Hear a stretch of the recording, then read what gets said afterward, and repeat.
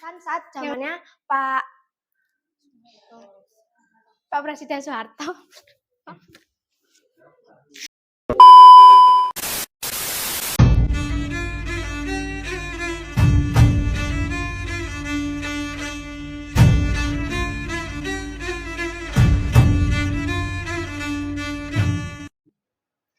Assalamualaikum warahmatullahi wabarakatuh. Kami dari kelompok 2 yang beranggotakan saya Anissa Putri Wulandari. Saya Nilo Putu Desi Kusmayanti. Saya Kasmati Tani. Akan menjelaskan materi tentang perubahan struktur ekonomi Indonesia. Di dalam materi nanti ada 4 poin yang akan dipelajari. Yang pertama, mengetahui beberapa teori terjadinya struktur perubahan ekonomi. Yang kedua, mengetahui struktur perekonomian yang ada dalam garis besarnya, struktur agraris dan industri. Lalu yang ketiga, mengetahui struktur perekonomian Indonesia. Nanti di dalamnya akan ada 3 tokoh utama yang mempengaruhi perekonomian di Indonesia. Lalu yang terakhir, mengetahui perubahan struktur perekonomian di Indonesia. Yang pertama, teori terjadinya perubahan struktur ekonomi. Teori perubahan struktur ekonomi, mekanismenya adalah transformasi atau perubahan yang dialami oleh negara, khususnya negara yang berkembang, yang mana awalnya bergantung pada sektor tradisional atau agraris, berubah menjadi sektor modern yaitu industri dengan menggunakan teknologi-teknologi yang lebih canggih. Ada 2 teori dari tokoh ekonomi. Yang pertama, teori migrasi dari William Arthur Lewis, yaitu membahas proses pembangunan ekonomi di perkotaan dan pedesaan, dibagi menjadi 2. Perekonomian tradisional yaitu terjadi di pedesaan, didominasi sektor pertanian dan perkebunan. Kenapa? Karena memiliki lahan yang luas dan dapat dimanfaatkan untuk pertanian. Yang kedua adalah perekonomian modern, terjadi di perkotaan besar, sektor industri sebagai sektor utamanya.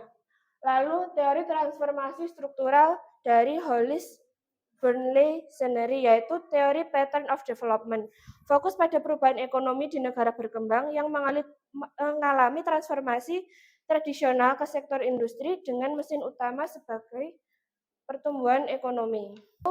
Struktur perekonomian yang ada.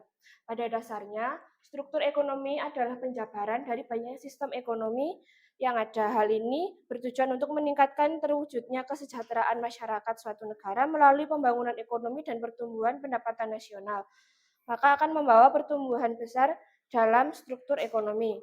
Struktur ekonomi tersebut secara garis besar dibagi menjadi 2, yaitu struktur agraris dan struktur industri. Struktur agraris lebih didominasi oleh sektor pertanian, seperti di negara Indonesia, Thailand, Brazil, dan Filipina. Di Indonesia sendiri, strukturnya itu masih bersifat peralihan dari struktur agraris menuju struktur modern. Dan Indonesia pun juga tidak akan meninggalkan struktur agrarisnya, karena sektor pertanian ini menjadi sumber utama mata pencaharian sebagian besar penduduk. Selain itu, dapat dilihat dari faktor geografis, itu tanahnya lebih subur sehingga dapat dimanfaatkan untuk pertanian dan perkebunan. Lalu struktur industri lebih didominasi oleh sektor pabrik. Ini biasanya terjadi atau ada di negara-negara yang sudah maju. Kenapa? Karena negara yang sudah maju itu dapat mengelola SDA-nya sendiri oleh sumber daya manusianya. Karena sumber daya manusianya itu sudah berkualitas yang lebih tinggi. Contohnya di Inggris, Jepang, Amerika, maupun Jerman. Mereka sudah memiliki produknya sendiri, brandnya sendiri yang dipasarkan di dalam negeri maupun di luar negeri untuk menambah perekonomian negara tersebut. Selanjutnya ada struktur perekonomian Indonesia. Ditinjau dari mikrosektoralnya, suatu negara dapat berstruktur agraris, industrial maupun komersial, yang tergantung pada mana sektor yang menjadi tulang punggung perekonomiannya. Berdasarkan tinjauan makrosektoral, struktur ekonomi Indonesia masih dualistik. Dualistik ini yaitu sektor agraris dan industrial. Di Indonesia sendiri, kenapa masih masih menerapkan masih bertumpu pada sektor agraris, kenapa tidak memajukan sektor industrialisnya saja? Karena sektor agraris atau di bidang sektor pertanian ini merupakan salah satu sektor yang tidak terpengaruh pada fenomena yang ada di dunia.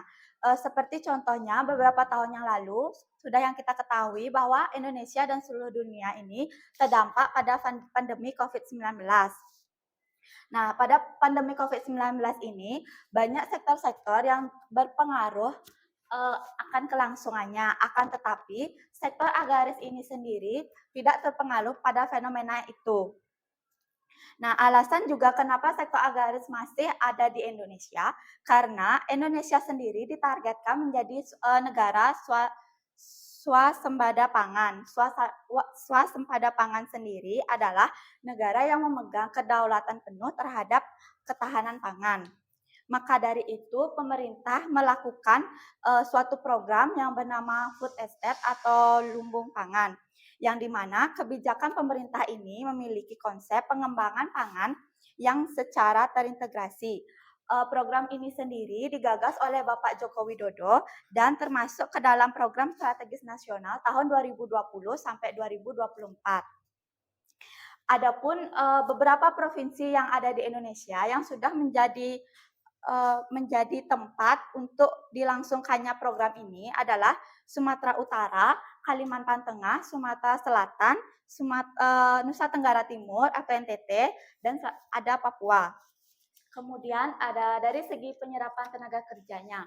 Seperti yang sudah kita ketahui bahwa Indonesia ini sebagian besar penduduknya masih bertumpu pada sektor agraris, yaitu pada bidang pertanian. Sebenarnya dapat yang kita ketahui, skill yang kita kuasai saat ini pada 5 tahun yang ke depan akan tidak terlalu relevan, dan 5 tahun ke depan atau mungkin bahkan sekarang saingan kita ini bukan hanya dari pekerja lokal atau pekerja asing, tetapi juga dari alat-alat atau teknologi yang sudah modern seperti mesin. Contohnya seperti sekarang banyak munculnya AI yang dapat membantu jalannya perekonomian atau industri yang ada di Indonesia. Selanjutnya dari segi kontribusi utama pendapatan nasional adalah sektor pengolahan. Sektor industri pengolahan sendiri ada begitu banyak, seperti pengolahan pangan, makanan, industri kimia, farmasi, industri pengolahan obat tradisional, industri pengolahan kelapa sawit, kopi, coklat, dan lain-lainnya.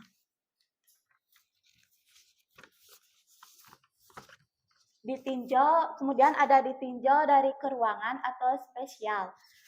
Dapat dinyatakan berstruktur atau tradisional dan dapat dinyatakan kekotaan atau modern, tergantung pada teknologi yang mendominasi pada negara perekonomian tersebut. Berstruktur atau tradisional ini sangat membutuhkan banyak ruang yang luas. Contohnya seperti rantai pemasaran, seperti kayak dari pabrik, kemudian ke pedagang besar, kemudian ke grosir, kemudian ke retail, baru ke konsumen. Dan itu membutuhkan waktu yang begitu panjang dan membutuhkan ruang yang begitu luas. Nah, sedangkan yang modern atau kekotaan ini tidak memerlukan begitu banyak ruang yang luas.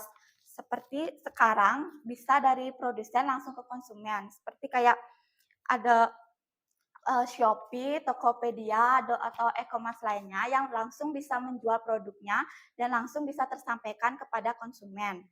Apalagi sekarang dengan begitu teknologi yang begitu besar dan yang mempengaruhi industri kita. Berikutnya adalah tinjauan keuangan yang ada. Struktur perekonomian di Indonesia sendiri sudah bergeser dari struktur pedesaan atau tradisional ke struktur perkotaan atau modern, dan perubahan ini dapat dilihat mulai dari era reformasi hingga sekarang ini. Seperti sekarang di masa kepemimpinan Bapak Jokowi, dari awal masa kepemimpinannya hingga sekarang, beliau terus meningkatkan yang namanya infrastruktur, terutama di daerah pedesaan atau di pedalaman.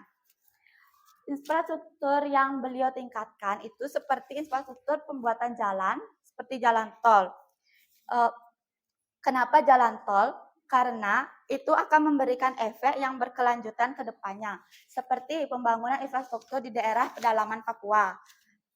Seperti yang kita tahu bahwa masyarakat di pedalaman Papua itu sangat tertinggal dari provinsi-provinsi lainnya, dan pangan dan bahan pangan atau bahan pokok yang di sana juga terbilang mempunyai harga yang tinggi. Itu karena bukan harga pangan yang tinggi, tetapi biaya dalam pengiriman ke sana yang begitu tinggi. Maka dengan adanya pembuatan infrastruktur ini akan memberikan efek yang kedepannya, di mana akan mempermudah akses masyarakat dari pedalaman pergi ke kota, mempermudah juga jalan perekonomian yang ada di sana, sehingga daerah pedalaman itu juga akan terus berubah menjadi yang lebih modern. Pembangunan infrastruktur di era Bapak Jokowi juga dinilai membuat ekonomi Republik Indonesia itu semakin kuat dan meningkat, dan pembangunan infrastrukturnya juga dilakukan secara merata, tidak hanya di perkotaan saja, tetapi dilakukan juga di daerah pedalaman atau pedesaan. Nah, selanjutnya yang ketiga ada tinjauan kenegaraan. Nah, di tinjauan kenegaraan ini ada 3 tokoh utama dalam perekonomiannya. Yang pertama ada etatis. Etatis ini berlangsung pada tahun 1969 sampai 1983. Nah, etatis ini merupakan di mana periode di mana pemerintah dan negara memiliki peran yang sangat kuat untuk dalam mengendalikan perekonomian. Hal ini tercermin dalam dominasi BUMN dan BUMD. Selanjutnya, pemerintah juga memiliki kendali penuh terhadap BUMN dan BUMD karena mereka terlibat dalam beberapa sektor perekonomian, misalnya perbankan, industri, pertanian, dan energi. Nah, di etatis ini ada contoh studi kasusnya, yaitu yang pertama mengenai minyak dan gas bumi. Jadi, pada era 1969 sampai 82, peran industri minyak dan gas bumi di Indonesia dipegang oleh BUMN, terutama pada Pertamina. Contohnya, Pertamina mendominasi seluruh rantai pasok minyak dan gas bumi dari eksplorasi hingga penjualan kepada konsumen akhir. Yang contoh studi kasus yang kedua ada industri pertanian. Jadi, pada waktu itu pemerintah memiliki peran yang sangat besar dalam mengendalikan sektor pertanian. Contohnya, Badan Urusan Logistik atau yang disebut dengan Bulog yang didirikan pada tahun 1967. Bulog ini bertujuan untuk pengadaan, penyimpanan, distribusi beras, dan komoditas produk lainnya di Indonesia. Lalu yang kedua ada egaliter.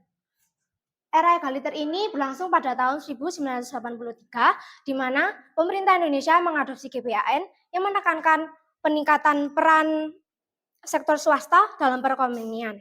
Ini adalah bagian dari upaya untuk mengurangi intervensi negara dalam ekonomi dan mendorong inisiatif swasta.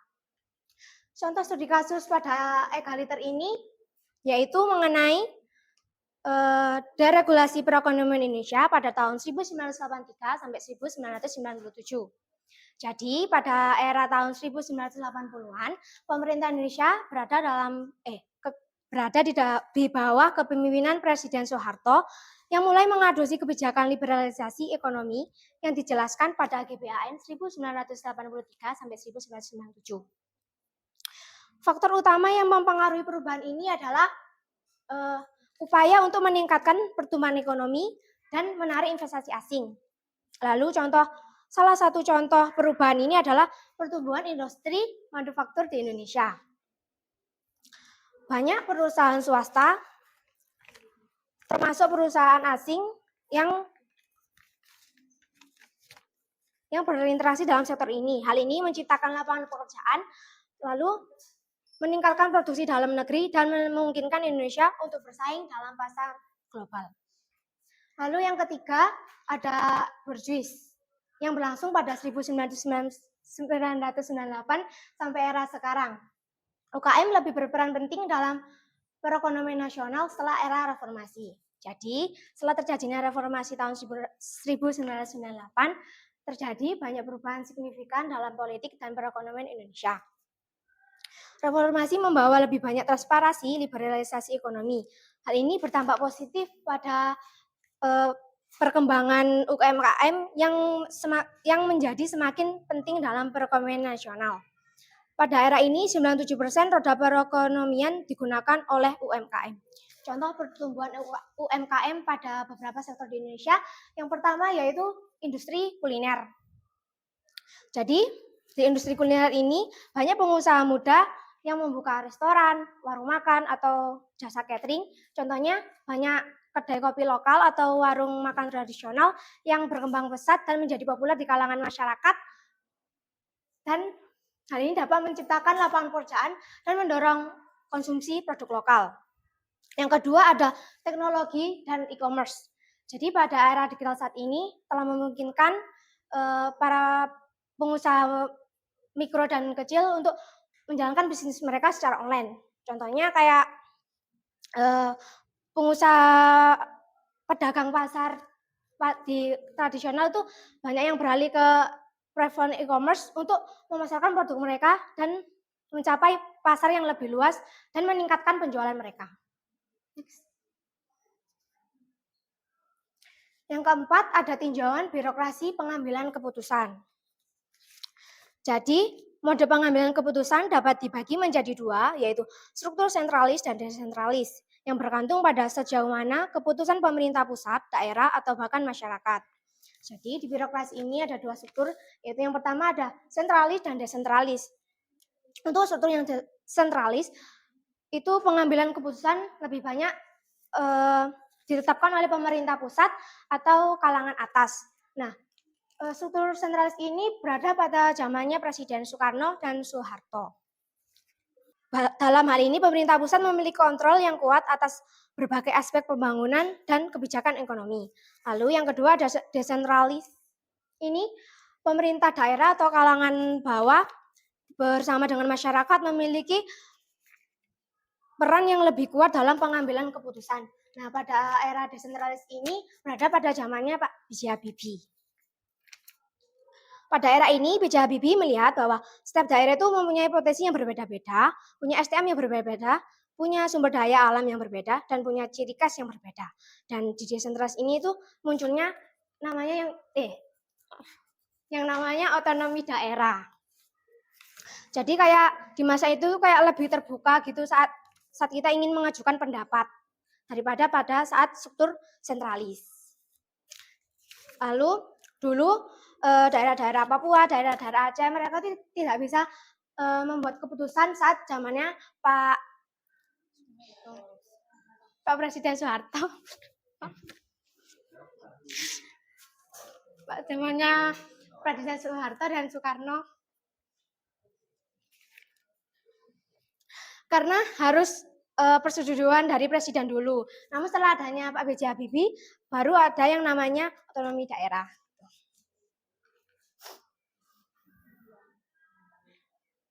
Selanjutnya kesimpulan. Secara umum, perubahan perekonomian di Indonesia selama ini telah meningkatkan pendapatan per kapita dan mengantarkan masyarakat Indonesia dari masyarakat agraris menuju masyarakat yang lebih modern, mengandalkan pada proses peningkatan nilai tambah berbasis industri. Namun, proses perubahan tersebut masih menyisakan permasalahan bangsa yang mendasar di bidang ekonomi, yaitu seperti kemiskinan, pengangguran, kesenjangan, tekanan globalisasi, eksploitasi SDA secara berlebihan, serta terpisahnya sektor keuangan atau finansial dari sektor usaha atau real. Nah, cara untuk mengatasi permasalahan tersebut, baik dari pemerintah maupun perusahaan swasta telah mengupayakan berbagai cara, seperti peningkatan investasi, peningkatan produktivitas, reformasi regulasi, pengendalian inflasi, peningkatan ekspor, dan pengembangan industri kreatif. Sekian presentasi dari kami. Ada kurang lebihnya kami mohon maaf. Wassalamualaikum warahmatullahi wabarakatuh.